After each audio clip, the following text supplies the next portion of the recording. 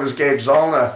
I was over on the website for Western Center for Journalism, and they had an article that I thought was worth discussing.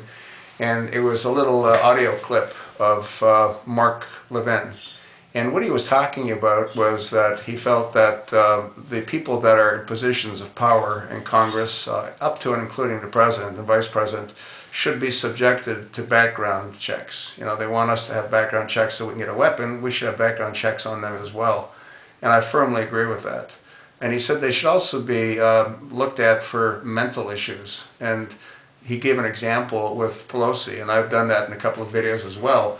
It isn't normal for a person to talk like this, you know, and her eyes are sort of rolling in her head, and you know, she's all over the place. That's not normal behavior.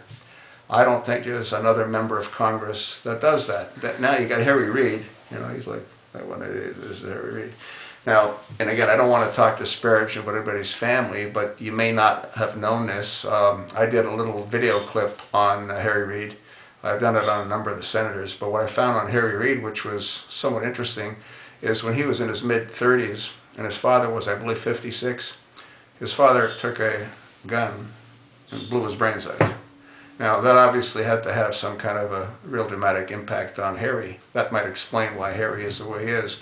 But it also shows that there could be mental issues in Harry because obviously his father had mental issues to have gone ahead and blown his brains out. What I think Levine did was very, very well done. And again, he felt that it's wrong that these people tell us what to do when they really work for us. You know, they tell us what kind of cars we can drive, they tell us what kind of guns we can and can't buy, which is what they're going to be doing soon. They tell us what we have to pay, what we don't have to pay, how our healthcare works. They work for us. So why are they telling us what we have to do? Why don't we tell them what they have to do?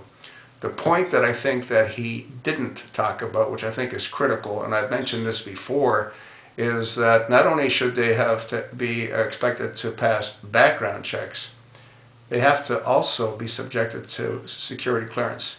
When somebody ends up being in the White House, they end up with the highest level of security clearance in the world. And in Obama's case, we don't even know if he's a citizen, yet he has the highest level of security clearance. And I'm convinced that if a security clearance check was done on him, he wouldn't be where he is right now. I had a neighbor in California. He was being promoted to a full bird colonel. He was in the Marine Corps. He ended up getting thrown out of the Marine Corps, but that's a different story. But when he was being promoted, they sent investigators to Germany to talk to his school teachers, okay? And they knocked on my door and they asked me all kinds of questions about him.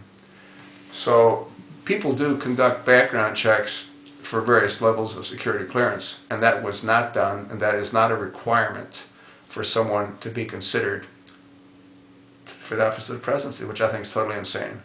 I think presidents need to go through it. I think vice presidents need to go through it. I think that most of your senior cabinet members need to go through it, because once they reach those positions, they have access to information that they might not really be able to have received otherwise. So my recommendation to Mark is, Mark, you did a great job, but you might want to throw the other piece in as well, which is on security clearance. All right? Anyway, we'll see what happens. I think it's critical. What do you think?